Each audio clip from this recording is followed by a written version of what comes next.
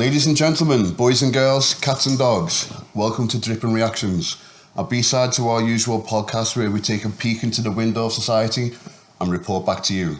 I'm sitting here with... CorIna. Oh yeah, what do you do, CorIna? I am a certified Reiki Master teacher. So I teach Reiki to master level if they wish. I do healings. I'm also a psychic medium, so you know, a majority of my business workload is readings, mediumship. I am also a practitioner in witchcraft, so that comes up as well. Many people like, wow. Like, yeah, they like the knowledge on how to manifest and, you know, the law of attraction, and some of them actually purchase spells with me, and I think it's great because it really, when they purchase a spell with me as well and then they see it come into fruition, just opens the mind up, doesn't it, to receiving. Yeah. It's amazing, really. I love my job. Absolutely love it. Okay, well, we are going to get into that on the podcast because you've got an exclusive podcast coming up, haven't you? I'm excited. I'm so excited to share my knowledge and just my little journey. It's going to be amazing. Okay. Thank you for having me. No problem. Complete pleasure. Okay, so today we're going to do our usual reactions and we're going to see what's out there and see if it's right or not. So what have we got? Picture this, a world where every conversation leads to a meaningful connection. Sounds good, right?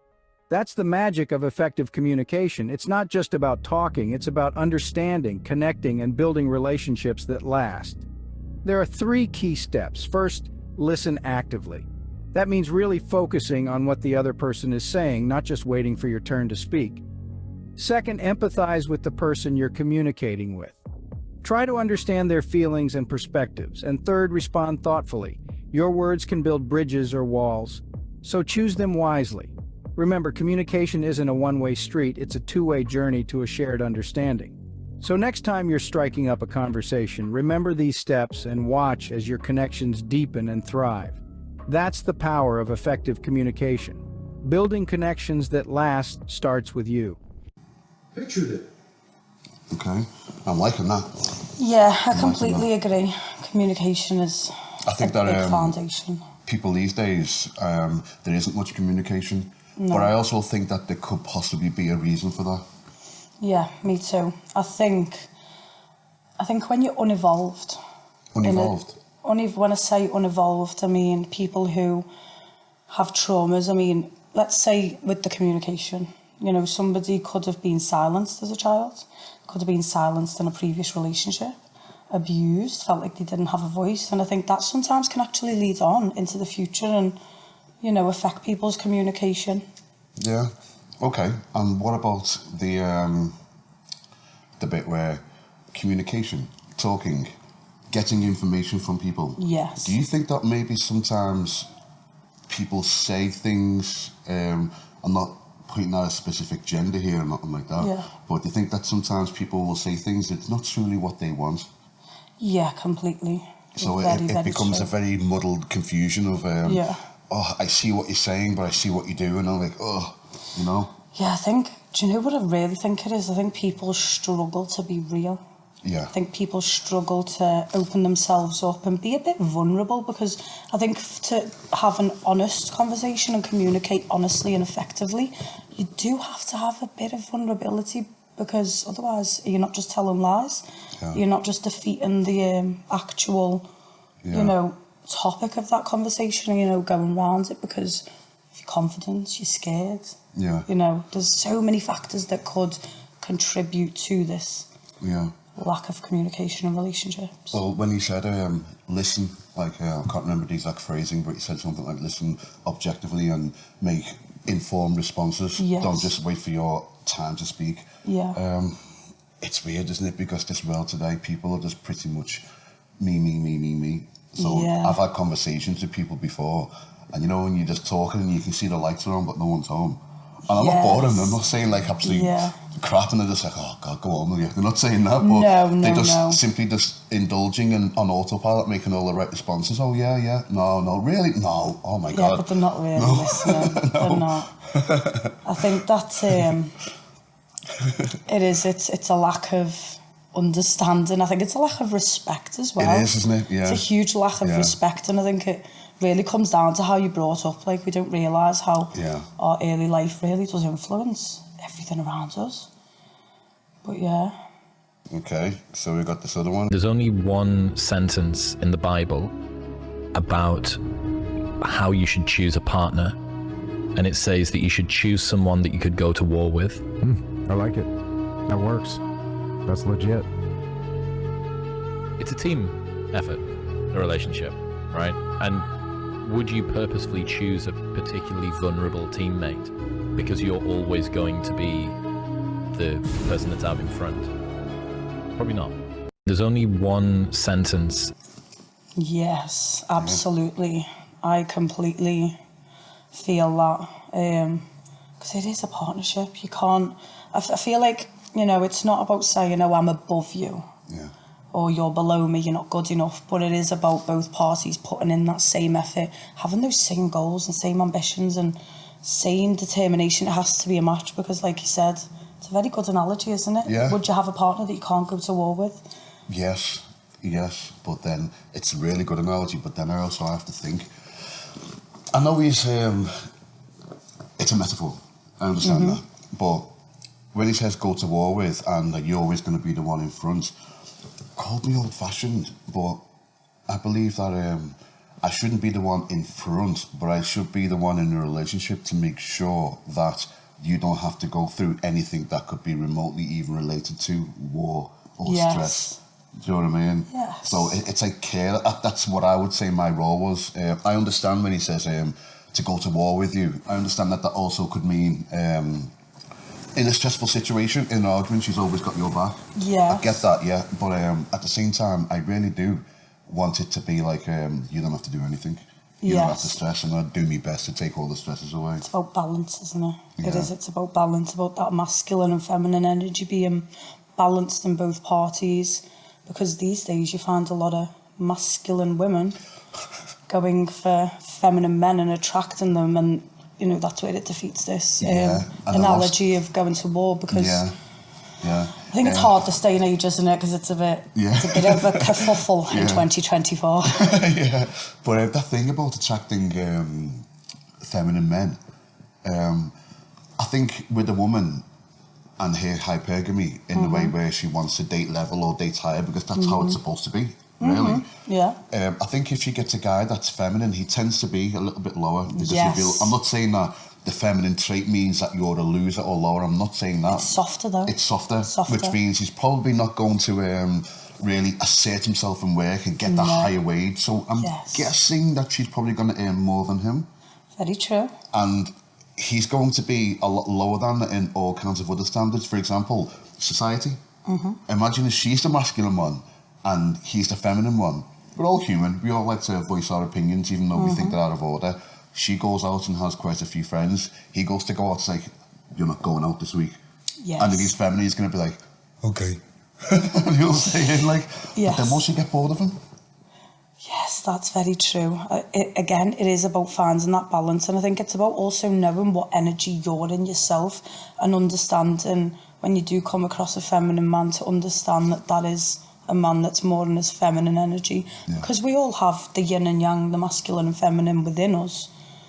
It is, but I can't lie, in my past relationships, I have been that woman who was, but I don't think that's a matter of masculinity and femininity. I think that's more trauma. More trauma. I think it's more control. Okay. It's it can be a mixture of both. I think it's a very complex. What would you call it? It's a very complex topic, dynamic, isn't it? Yeah, it's very. There's so much that goes into it because, you know, I've met quite a few feminine men, but then I've also met really masculine men. And how's it get on with them masculine men? I'll be honest, at the minute I am very much in quite masculine energy, so I don't I'm not bothering at the minute. I'm just focusing on me for that reason, because I'm trying to mask my femininity and bring it back out again. But is it something that you can switch on and switch off? Because I hear a lot of women say, I'm feminine, then they get challenged on it, then they're given examples and they're given evidence and proof that they're actually quite masculine. Yeah. Then they turn around and say, no, I'm just waiting to meet the right guy, and then when I meet the right guy, I'll I can be submit. feminine. Yeah. I don't think that's something that you could switch on and off. I don't think it is. I think it's something that you can work on and work towards lowering.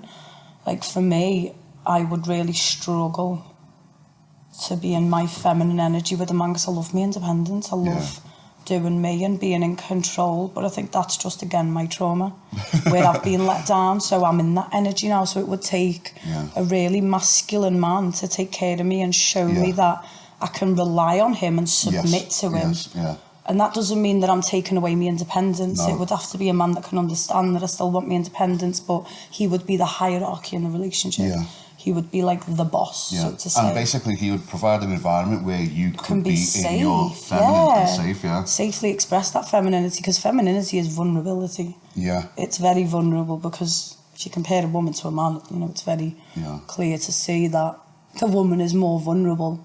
Not all the time, though. Not all the time. No. Well, especially with a lot of guys that you get these days, because it's my opinion that when you have a nuclear family, the man disciplines and the mother nurtures and cares. So if you've got a man that grew up in a non-nuclear family where it's just a single parent, single mother, he doesn't tend to get those masculine things. Like, for example, we're getting told these days that if there's a problem, it's okay, cry.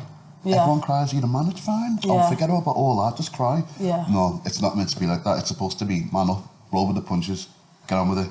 Oh, I don't know, because men's mental health does still matter. I think... it does, it's a hard topic, isn't it?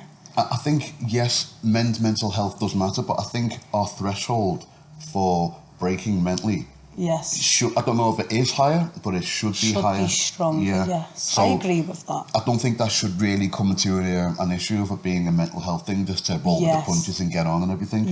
But because guys nowadays have not really got that nuclear family and society's pushing them to cry, I think that you are getting a lot of men that can't really provide that environment that a woman really wants to thrive in. Yes, that is very, very true. The question is, what can be done about it? That is the real question. What would you suggest to a woman that comes across a man who... Because, see, for me, it's that, you know, again, it's that balance of, like, would you allow yourself to submit to a feminine man? Or, do you know what I mean? So it's like, does it go well together? Like, what would even be the way forward for...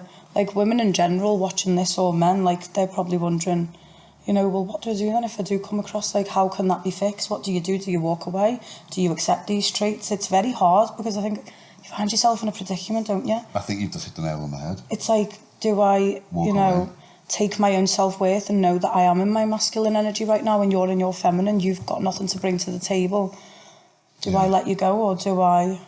I think allow you that's the to build your masculinity. It's hard. I don't think that I'm not really of the opinion that everyone can change, and I believe that with a lot of hard work, perseverance, positive mental attitude, and more importantly, men friends.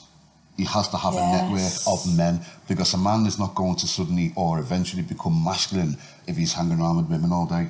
I'm sorry, no offence to him or nothing like that. He can be a great husband, he can be a great partner, but he'll never be masculine, because he needs... Not that alpha role, is it? No. And he needs other men around him so he can watch, see them, and also they will be his psychological support network, because I believe that the worst thing that you can do as a man as well is tell your partner a lot of emotional problems that you're having. I think you should listen to her, tell her when something goes wrong. Oh, goddamn, I had a really bad day at work today. Oh, that Carol, she's a bitch. Okay, that's cool. But don't sit there and say, like, oh, God, we spent £100 and I don't think we've got enough for the internet. Like, it's better. Like I don't know what to do. You're acting that out well. But I don't think he should do that, you know? Because I think really, if I touched on this in a previous podcast, I think that if a man does that, I think there's a little tiny part of the woman that goes, It's very true. I've done that myself. And then I've asked myself, because I'd like to say that I'm on a really good path of healing. I've healed a lot of my own traumas and stuff. So now I question myself. I'm like, why do I find that unattractive? Is that my own problem? Yeah. Is this me taking away his value because he's expressing his emotions?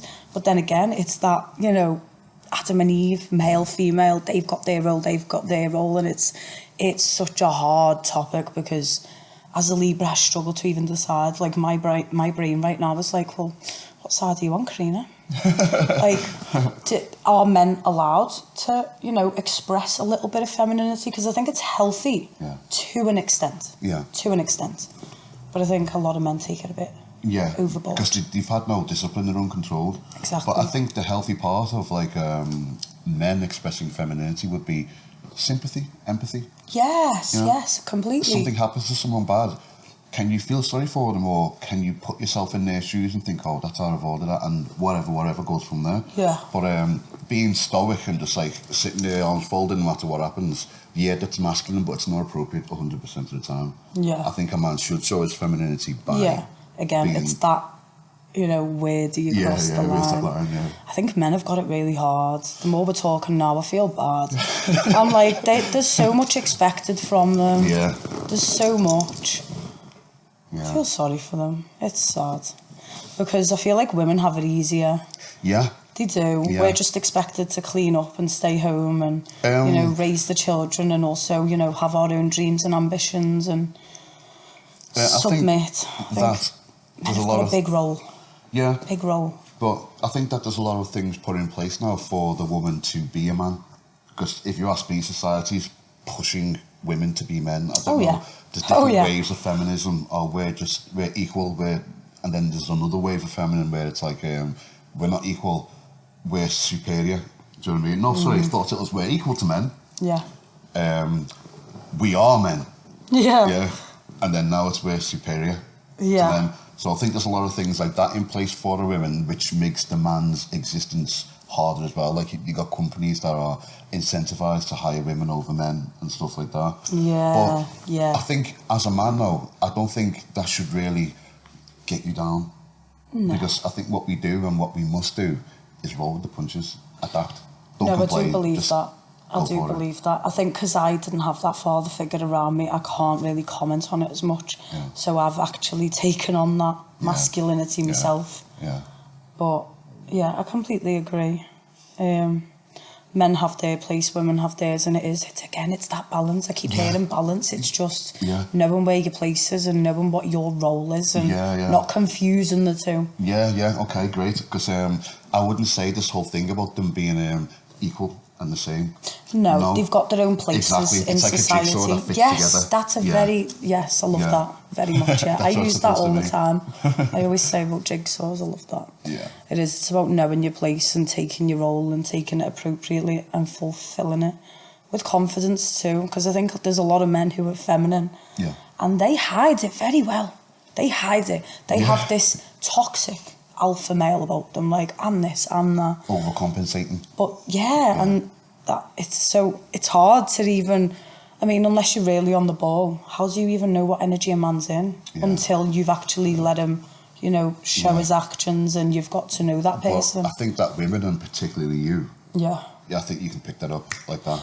Yeah, but not every other woman can, and it's like... Yeah, but I think that they're doing it more so than men because they're more... That's one of their feminine advantages. Yeah. They're able to, like, suss out sociological situations and people and stuff better than men. Yeah, but you're right, not every woman can, which is why you get a lot of guys out there that are just like, bam, bam, thank you, ma'am, gone. Yeah. Because she's bought the whole, like, he likes me, he wants a relationship, he's going to do this. That's femininity. That man is feminine. If this man is walking into your life and just taking and leaving, unless there is being, I would say so, yeah. Because isn't it a woman's job to receive, to be open to receiving, to, you know, not just receiving, because I don't believe that. I believe when it comes to financial and material, like, sides of a relationship, I do believe that should be quite equal. Yeah. I'd say maybe 60 to the man, 40 to the woman. Yeah. If the woman's taking care of the house and, you know, looking after him, it is that. But yeah, I'd say if a man's coming into your life and just using and abusing, that is usually a man that is feminine, that is traumatised, that is hurt, has no self-esteem, low self-worth, and this is why they are out here seeking this pleasure and this adrenaline rush, like a woman. Not necessarily like a woman, but like someone said, I think it was the dating coach that I had on the previous podcast, I think she said that there's a lot of men out there that are like that, what you said, they're kind of like damaged and everything, but it seems to be like that a lot of women have damaged good men. 100%, so, 100%. As I said, men adapt and roll with the punches, so after a certain amount of time of getting punched in the head, you're going to put your guard up. Yeah, of course, of course. So it's a hard one where we are.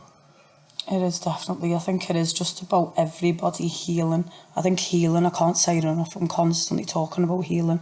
It's so important, because I think when you heal, my opinion is, if a man that's in his feminine energy because he's being traumatised, if he heals, he's got every chance of reclaiming his power, reclaiming his masculinity, going back to his roots, going back to the foundation of who I am as a man. What is my role? What is my, place in society? Healing is a big part of it, for sure. Do you think that his occupation has got a lot to do with that, though? Because it's, for example, if you say like he can take his power back, he can be a masculine man, but if his job doesn't provide an amount of quality of life, a level of life for him to do that, he's kind of stuck, isn't he? I can see where you're coming from. And especially if like potential partners earn more than him, because you do unfortunately have that stigma of people looking down at you if you don't earn as much. Yeah. I mean, you can even have the wrong type of job. You could have like a labourer job and £800 a week or something like that. Someone can have an office job and earn, say, £500 a week, but he's still looked down on because he's manual labour. Yeah. You know? So it's... I don't agree with that, I can't lie. No, I don't. I think if a man is in his masculine energy, he's willing to provide, he's willing to look after you, he's willing to give you that safe space for you to flourish and be feminine and just be a man, essentially. I mean, being a man doesn't mean that you have to earn. Me personally, don't believe that. I, as a woman, say I was earning £1,000 a week, £2,000 a week, and I met a man who's on £500 a week, as long as he's got them goals and he's got them ambitions and he knows where he's going and he's got the willpower to keep going. What I can't stand is men who are, I've got no hope. I've got no... You have. Everyone's got hope. Everyone's... You are what you think you are. I think it's just about mind, isn't it? Yes. But this is what literally matters the most, for me anyway. Yes, that's the CPU, isn't it? That's what sends you instructions and get going. Like, but it is. In this society, men are expected to earn more. I just don't understand that. There's something about me that doesn't agree with that. I am exactly the same as you, but it's... I'm just sick and tired of the fact that it's money that dictates where you are in society. Like, you can have these people who are fabulous musicians or artists or something like that. And then their energy stinks. Yeah. And society's sort of even looked at them and thought, okay, he's a brokey. Look at Rihanna. Rihanna is the richest black woman on earth. Right. She is with... No, she's actually the richest black woman on earth. Okay. So... I mean, I read this yesterday. I hope I'm right. I'm sorry if I'm not. But I seen something, and it was about Rihanna being with A$AP Rocky. A$AP Rocky earns so much less than her. Like, I think she earns like 200,000, like so much more than him, or 200 million. I don't know, but it's a lot more. And look at her. She's gave him 2 children, or 3. I think she's pregnant with the 3rd now. I'm not too sure. Don't quote me on that. Yeah. And they have got a beautiful relationship. I mean, I'm not there every day, I can't see, but she took him on, and he's masculine, he's made her feel safe. Look at the way he looks at her when you see press photos. She's looking out at the crowds and he's always gazing on her with these loving eyes, and I think that is what is awesome. Important. Nice. And it doesn't matter that he earns less. She still loves him. From what we can see, again, I'm not there, but, they've got a beautiful children. I really admire them too. I think it's a really good example of, a man still has worth because of who he is as a person. He's still earning money. Yeah. You know, ASAP Rocky, you know, he's got his own music, he does all sorts, you know, he was on the cover of Dior, they were the first black men and women. Yeah, he does well for himself, doesn't mean that he's not worthy of Rihanna just because she earns more. He still provides. But I've always had a nice vibe off Rihanna though. I've got to say, she's a Pisces, so that's probably why. I've got to say, not Beyonce, Pisces, water sign as well. Yeah, I hate them. What's her name? Beyonce. Yeah, she's a Virgo, I think. Good. She's a really good performer and everything else. But I've always got this weird little from a little bit of a ick. I don't know why. I don't know what it is. And it's nothing to do with all the single ladies. It's nothing to do with them kind of songs. It's her, you know. Yeah. But Rihanna, oh my God. Just something from the get-go when I saw Rihanna, she just did something special and she's still there. But it's more than just physical. It's like when I look at her, I think, it's her energy. She's a really nice person. I know she is. She knows her worth as well. And I think she's been through the mills from what you've seen in the media with Chris Brown. She has been through it and she really deserves Rocky. She really does. They just goes to show that, you know, money isn't everything. Status isn't everything. You can still be a good, loving, decent man with a lot to offer. And I think that's really important to acknowledge. Yes, women, it is, you don't need a rich man. No. I think men are still get worthy. Get it out there. Definitely, because there's no need. And like, I have given men chances before that, you know, aren't exactly very ambitious, and it is a big turn off for me. I can't lie. Like, I'm more than happy to grow with you, but you've got to be willing to put the work in yourself. You can't expect anyone to mollycoddle you and to sit back and then it's about that teamwork and. Lots to unpack here in this There's a lot to unpack here in this comment, so let's get into it. Yes, their contacts, it's a very long story. First of all, it is not your responsibility to keep a girl entertained. You're not a goddamn walking production of a Broadway show. But it is your job to keep a relationship exciting. What does an exciting relationship consist of? Smiling, laughing, solid intimacy, changing up the scenery, sharing new experiences, and making new friends. You need to be able to do this as a couple and also on your own. You can provide your partner with smiles and laughs, but you need to realize that this can be done without giving them tangible items. Sure, it's nice to give your partner a gift every once in a while, like this cookie. But I swear, my guy, you better stop trying to buy her love. Whining and dining her is not gonna give you a wife. It'll give you a user. So find the balance between treating somebody well and dedicating your entire existence to their immediate happiness. What's up, my guy? There's a lot to unpack. Okay. Very interesting, isn't it? Yeah. I completely agree with everything she's just said. Yeah. I don't think a man has to be like, oh, I need to keep her entertained, otherwise she's going to go elsewhere. I need to keep it interesting. No, they both do. Exactly everything she has said, I actually couldn't have said it any better. Definitely a job of both parties. Yeah. And I think it's what I've noticed from my own experience is you can both be here, right? And it's great, the energy's pumping, you know, it's lovely, it's vibing. And it's all right, there we go. And then as they grow, what happens is they move apart. So is it his fault for not entertaining her? Has he done anything wrong just because they've grown apart?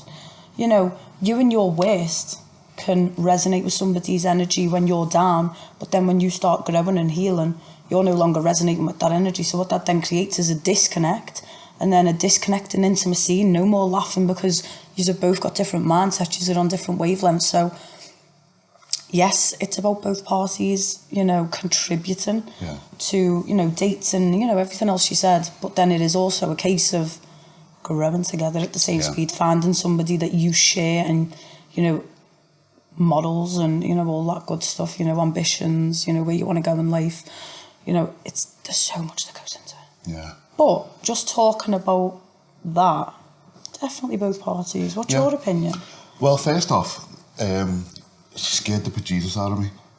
I don't know if it's her eyes or something. I don't know what it is. Like, I like her. She's they're pretty. attractive. She is, yeah. But then when she played them, for some strange reason, I was like sort of forward like that, and I was watching it, and then as it played on, I was finding myself going back more like that. And then I sort of inadvertently looked to the side for backup. But yeah, so she scared me, but so I've paid attention now because like what she said. She caught your attention, didn't you? Yeah. But what she said is completely correct. It is, yeah. It is. However, 2024, 2023, modern days. Have you seen this thing where people are just putting stuff on the internet, Instagram, validation? Oh, I hate it. Okay, so people need constant No, that they need healing. If you need constant validation, you need healing. Yes, of course, yeah. Validate yourself. Yeah. But they have like a need for feeling good all the time. Do you know what I mean? They need endorphins all the time. They need to. It is, yeah, it is. But unfortunately, that's where we are at the moment. So they get that when they look at the likes. They'll post a video tomorrow morning. They wake up, 6,000 likes. Now they're off. They're having a really good day. They're having everything's amazing, yeah. So I think that kind of equates to this relationship kind of thing as well. Yeah. If your partner always needs to feel good, to be validated, to be excited, well, that kind of also means buying things for them, keeping them pleased, keeping them entertained. Oh yeah, me too. I'd walk away and be like, sure, go and find your own self-worth, because I ain't giving you it. And if you want it off the internet, then go and be with the internet. Don't leave me out of it. But she's totally right. But then I think there's a lot of guys out there, I think it affects men more in the way that women can go and get a boyfriend or a partner like that. Well, a lot easier than men. Yeah. Yeah? Yeah. So if a man gets a woman, he would probably see himself as, I'm doing good here. Yeah. He's probably not punching above his weight, like, do you know what I mean? But he's doing good. The fact that he's got someone who we can call a girlfriend that he's laying with a lot, do you know what I mean? So he's doing good. Yeah. So he's then faced with the option. If I don't buy her stuff, if I don't keep her suitably entertained, she's got options. She's gonna go. Damn, what can I do? Walk away if you even feel like that. It is. If you feel like that, then clearly your needs aren't being met. Yeah. But that's for us stronger people. But for people who they would class as involuntary celibate, I don't like to say incel, but involuntary celibate men, they're not getting out much. They're not getting much. They're very lonely. There's an epidemic right now of masculine loneliness, isn't there? So that's very sad. Yeah. So he's thinking to himself, okay, I can put up with this. Thinking, okay, I can spend a bit of money on this. I'll have this much money left. Okay, I'll do that. I'll put up with it. Just the fact of having her there. He might know that she's using him, but he's got little choice. And it's the stronger ones that can walk away. I agree, because I wouldn't tolerate it. I would not tolerate it. See, I don't mean to bring the spirituality into it, but I think this is why it's so important for people to understand the law of attraction, because if you feel like that, you're going to attract that. Once you give yourself self-worth. So, okay, there's an epidemic of masculine, solidarity, loneliness. The question is why? It's their own self-worth that's keeping them isolated. There is enough women out there for everyone. There is enough. I think it really is down to the man to change his mindset and start attracting better and to heal. And it's hard because there's so many toxic women out there. So many. So this is why they're probably on their own as well, because they're probably, some of them are like, I don't want to deal with this, and some are like, oh, I'll deal with it because I can't get better. Yeah. But that's so wrong. Yeah, they can get better. They can, heal and flourish and then find a really loving relationship. Everybody can have that. Yeah. Everyone to know that. I'll tell you why there's an epidemic of loneliness for men. It's because of social media. It's because of all these likes and subscribes and it's so toxic. Follows to these people, and then the people are looking at that and thinking, wow, I'm huge, I'm massive. They might not, the majority of them are not getting any money from it anyway. It's just simple validation, but what that does is it puts it in their head that if this kind of people are paying me attention, if these kind of people are liking me, if these kind of people are messaging me and want to take me out, look at what he's got, look at his pictures, because you've got to admit it. It's all fake, it's all fake, but people really buy it, don't they? They'll look and they'll think, okay, so if I can get a guy like that, and hell, she might even have gone out and met a guy, and it hasn't worked out because the guy probably just wants one thing. If he's got a flash this, that, and the other. Don't worry. So she's got it in her head now where, okay, I can get this level of guy. So the guy next door isn't good enough for me. I won't give him any time of day. But why isn't he? Why isn't he? Because of social media? Because social media said so? Yes. Well, you need to give your head a big wobble and get back grounded and get back down to earth. Because I was looking not too long ago at countries that had banned social media. Oh, really? Yeah, I thought to yourself, okay, have you heard of shipping container homes? No. You know them big colourful containers you get on ships? Yeah. Like different coloured ones, yeah. Ones that people sneak into and come over on.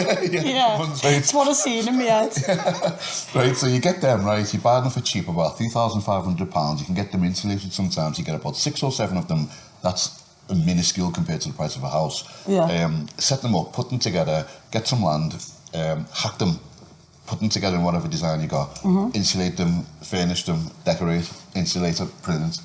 It's just a shipping container home, it's gorgeous. You can do any design you want, like one block here, and a sheet of glass that goes across, and that's your living room. Yeah. You're limited only by your imagination. Yeah. So I thought, if I go out, find a country that doesn't have any social media, where the people are still people, I'm going to go and get shipping containers and just set up shop there, and that's where I'm going to live.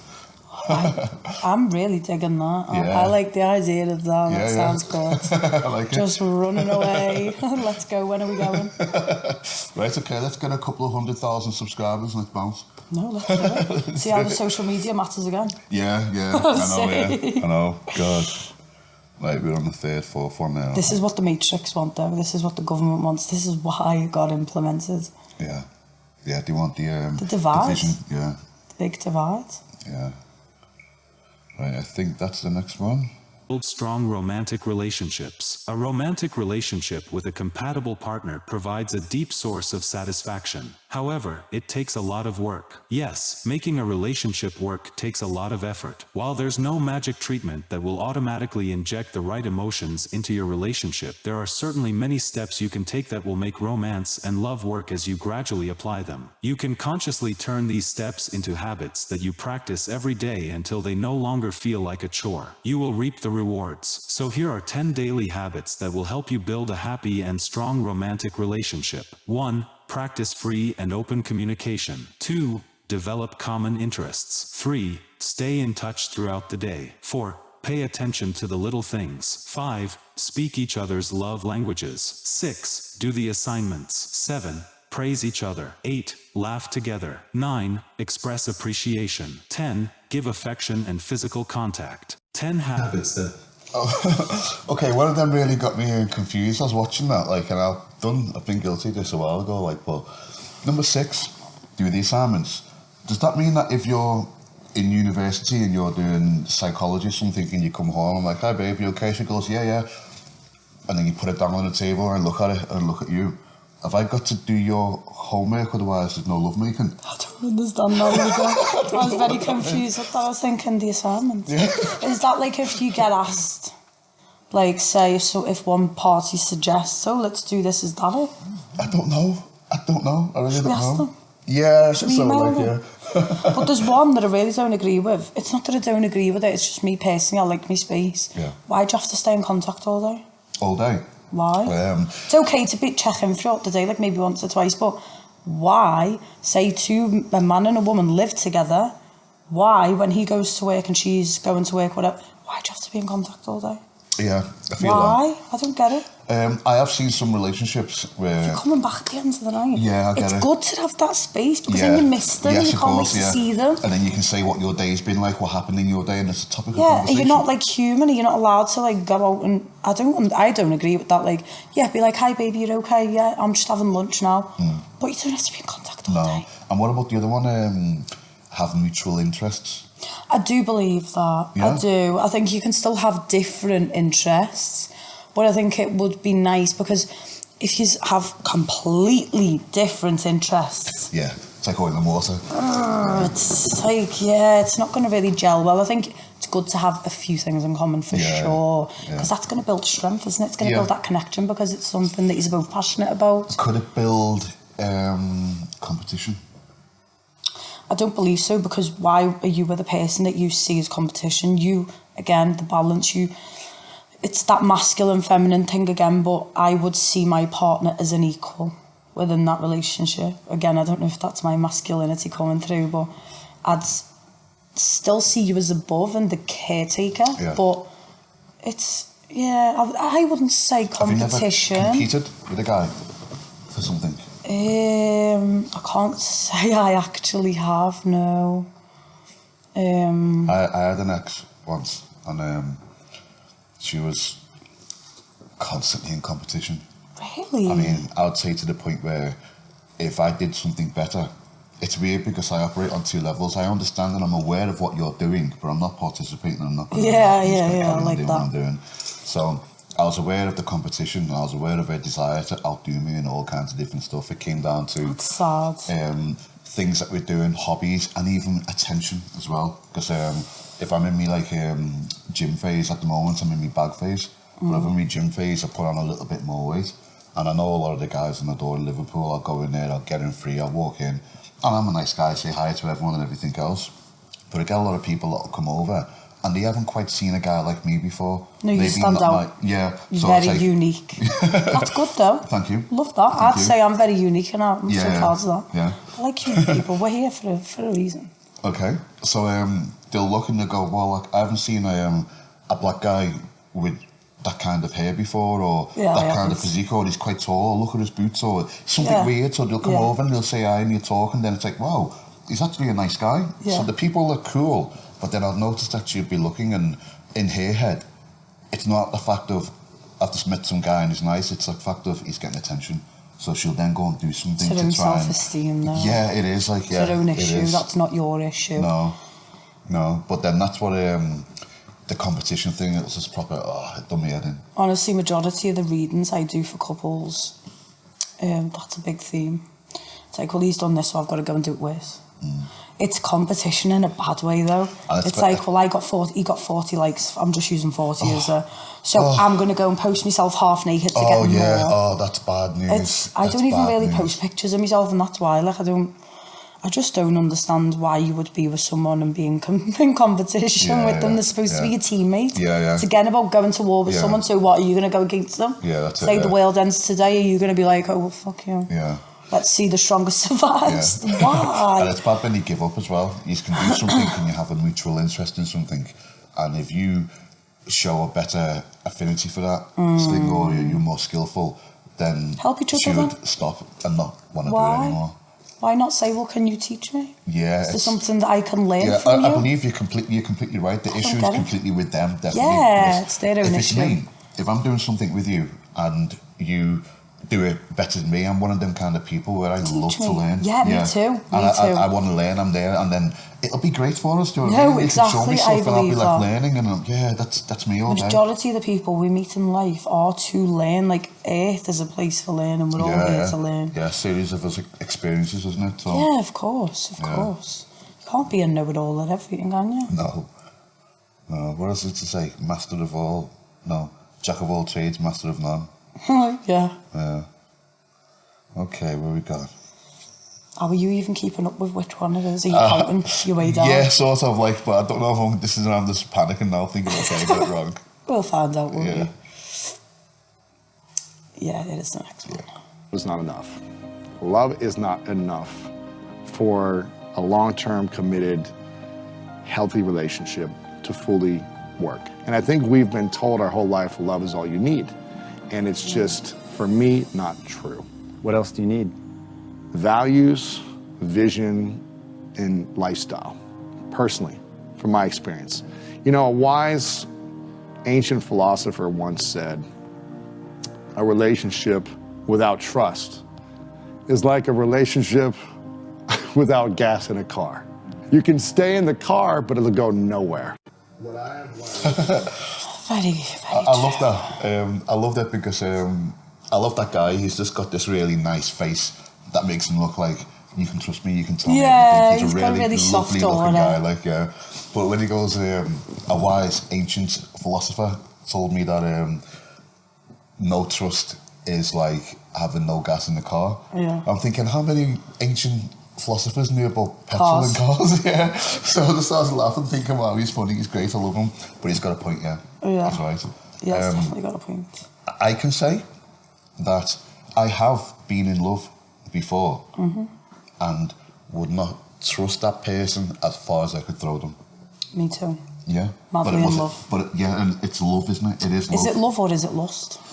No, not lust, because with lust, for me, I equate lust with, I want to jump your bones 24/7, I want to get you and hold you down, I'm always wanting to do something, Whereas love, for me, not saying that this is the definition, just one of them, I want to take care of you, make sure you're not in any kind of pain, make sure I can do whatever I can for you. My philosophy's changed quite a lot over the years, like, by the way. Yeah, it will. But when I was in love with this person and didn't trust them, it definitely wasn't lust, because I didn't want to jump the bones all the time. I just wanted to be with them, be valuable to them, have company with them.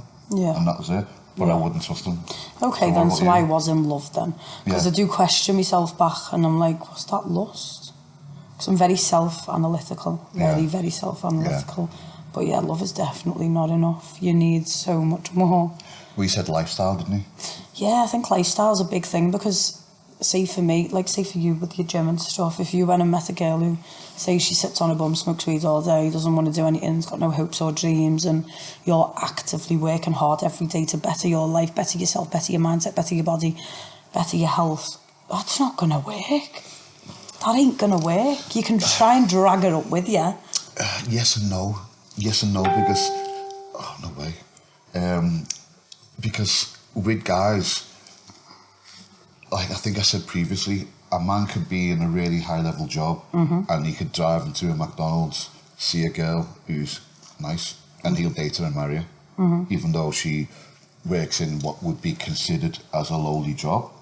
She might not even work at all, Okay, I know that you said she's smoking weed and she's sitting on her ass and she's got no drive. Okay, that's a little bit different, right? But I think it's... For a guy, it depends on the guy, because a lot of guys are caught up in their own world, and they don't pay enough attention to their women. They don't give them enough attention. They don't, like, what are you doing today? I'm genuinely interested in what they're doing. They're on about their mission, their focus, and stuff like that. A relationship like that, yeah, it could work like that depending on what she was doing for whatever. Again, that's also very complex, I suppose, because it's about what each party is willing to take on and adjust to, or you know, what effort they're willing to put in. I think every relationship is going to be different. You could never really say something one fits all kind of thing. That's right, I think it's down to every individual person. Yeah. But on a whole, I mean, for me, lifestyle is important. Like I say, I couldn't entertain someone that's got no vision, no hopes, no dreams, I just can't, because then I see that as a distraction. I see that as it's a fumble. It's just a block in the road, and I can't have that. Like, move out the way, and you know, I hope you heal, and I'll give you the tools and the guidance and the knowledge for you to do so, but I just can't be a part of it. Yeah, I think, yeah, you're right. Driven people should be with driven people, really. Yeah. I think if both of you are just happy with your little, 9 to 5 and, whatever, sound. If you're doing complete different things, that's fine, but I think there is that level of similarity, like a bracket, so to say, so you can be within that bracket. Yeah. So you know what I mean? Like circling overlap. But you can't be in the bottom bracket and date someone at the top bracket, because that lifestyle is going to be so different.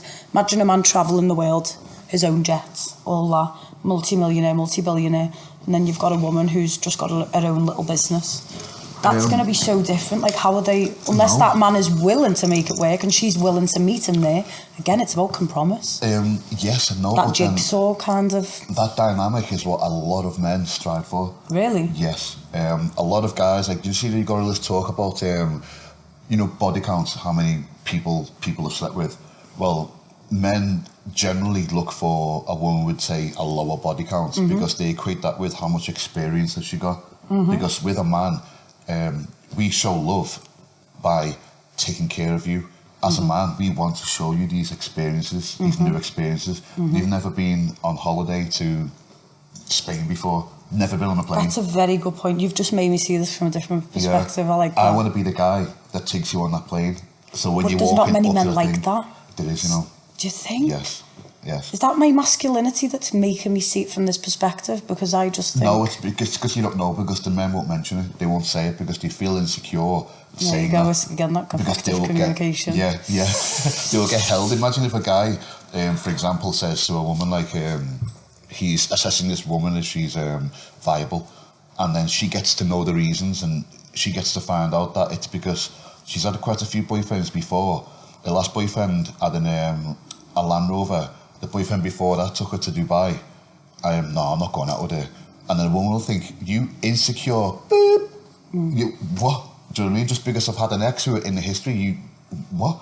And really it's because he wants to be the one to show you. He wants to be the one to give you these new experiences. Don't get me wrong, it's not essential or nothing like that. We can do stuff together and that, But basically we want to be looked at by our partners of, wow. A bit superior. No, I do. Not even superior, just like, wow, he's a great guy, I love being with him. Yeah. And then people love being with you because you've done something that makes them happy and nice. So that is kind of what I look for if I was, like, in the future. That is kind of what I am looking for.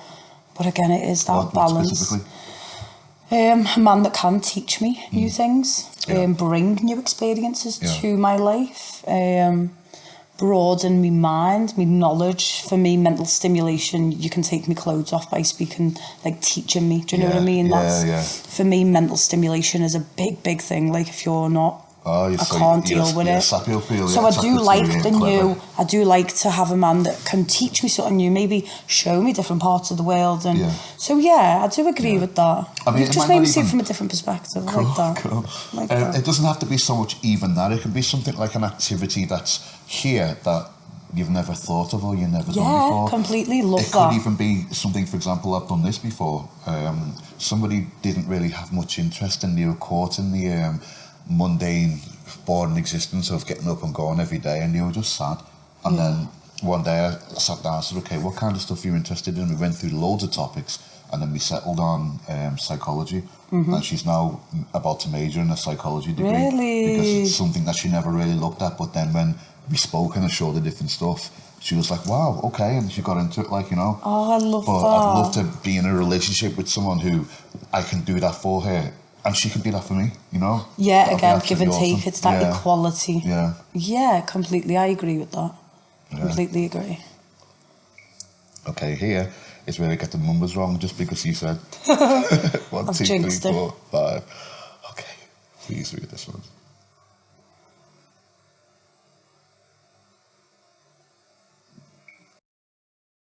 When you're a woman's main guy, you will consistently see a decline in intimacy. You're going to see an uptick in business. You're going to see a decline in sexual desire. Therefore, here's what you're going to notice. A woman cannot be in love with two men at the same time. Even though you're quote unquote the side guy, in her heart of hearts, you are looked at as the main guy. And what happens is she's going to consistently lose more and more respect for the guy that she's actually seeing who is investing in her. And she's going to now be chasing your attention and your validation. When you're a woman's main guy, you will consistently see a decline in... I saw that. I'm just trying to take that in. Yeah, let me do it again. I'm like, yeah. A decline in intimacy, you're going to see an uptick in business, you're going to see a decline in sexual desire. Therefore, here's what you're going to notice. A woman cannot be in love with two men at the same time. Even though you're quote unquote the side guy, in her heart of hearts, you are looked at as the main guy. And what happens is she's going to consistently lose more and more respect for the guy that she's actually seeing who is investing in her, and she's going to now be chasing your attention and your validation. When you're a woman's main I feel like guy, it doesn't really make sense. What he's saying is, if you're going out with a woman, and she meets somebody else, she will start over time gradually losing respect for her main guy, because this other guy that she's going out with, in her heart of hearts, not so much what you see, what is actually he's fulfilling her he's desires the one, and he's the main guy, so she's going to be chasing his validation, she's going to be bending over backwards for him, making herself available for him, while the guy's at home who's providing for her, she'll just slowly but surely lose respect for and not have any risk. She just won't like this guy. And I've seen it. I've seen like both sides. I've seen a girl who's going out with one guy and then she'll go out with another guy, and with the guy that she's at home with, it's always fighting, it's always arguing. So when you ask her, she doesn't know what they're fighting and arguing about. It's just but then when she goes and meets the other guy, she's like butter, melted, and she really likes this guy. Is that a lack of needs being met? For the woman to go out and look elsewhere, surely there's a lack of her needs being met. But then, I don't know, like you said, if he's at home providing and all that, why is she looking for external validation? And I think it's because of them damn stupid things called butterflies. Okay, when you start a relationship, you look at each other and you got butterflies, and when she walks out, it's like you're looking at her every time. For example, for me, I could be sitting there on the couch and then she can get up and go to the kitchen.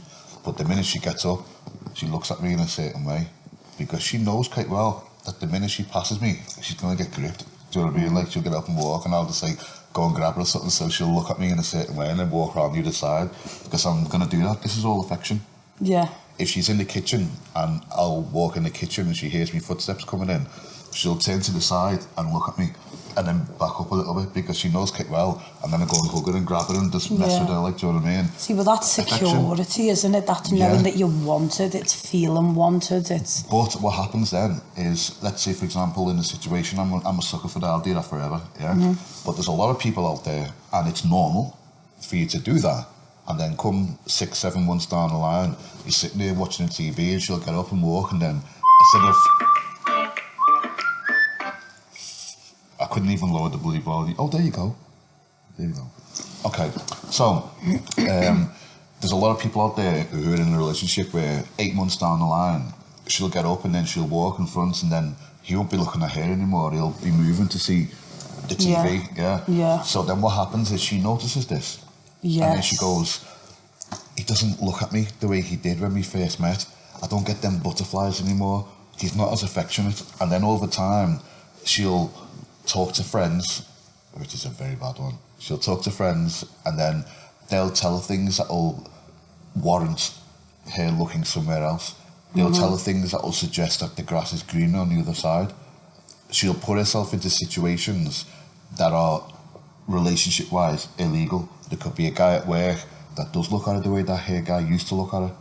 Yeah. Isn't that just a case of leaving then? Yes. I don't get that. It is, but then what people do is it's materials and belongings, isn't it? I mean, well, I have experienced that firsthand. My last relationship was very much, it wasn't love. It started, I don't know, I wouldn't even, but it was very much, well, you know, I'm going to stick around, because if I leave now, I'm going to find myself in a situation where I'm going to have to, like, kind of provide all these things for myself that she has been providing. So it's very, it's hard. I think it's something that's never going to stop. No. It's just one of them. It's you can't stop it. You never know if it's going to happen.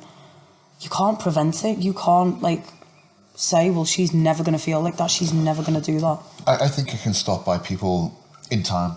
It's not going to stop for your under 30, 35-year-olds or something, but as time goes on more and more, you become more mature and you get to realise certain stuff, your eyes open.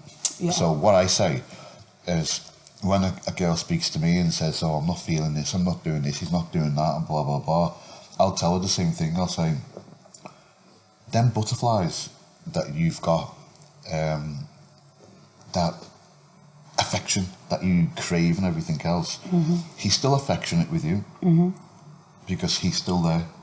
Yeah, he still lies next to you, he still goes out and does things for you and everything else. Yeah. But the butterfly feelings that's gone, it's replaced with something else more important. It's replaced with familiarity. Yeah. Memories. I love that. Predictability.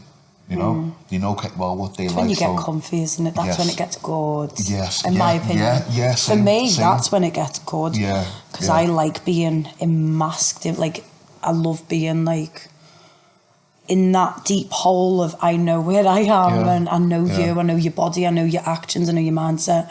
I think that's where the real attraction starts. But I think for unevolved people, the attraction starts at the start, because it's external, it's not internal, and I think that's where it can go wrong as well. Yeah, and unfortunately, the age that we're in now, you can even see it with products. Products nowadays, you buy them, they break, you throw them away. Yeah, you never try and fix them, do you? Beforehand, you used to fix everything, you know, all the time. Like mechanics nowadays. That's a very good point. Not yet. Okay, I drive. Back in I was a mechanic for about 6 years. Trained and then did it for 6 years, and then it was just far too cold. I couldn't take it anymore. Look at the state of my hands. This is all mechanics. Oh dear. Oh dear. Everywhere. Like, so when you're underneath the car doing it and you slip, oh God, it's terrible. But I would pride myself on fixing something. Someone brings something in, the steering rack has gone in the car, I'd fix it. That's your models though. Yeah, but it's also the way of life. If things went down, you fixed it.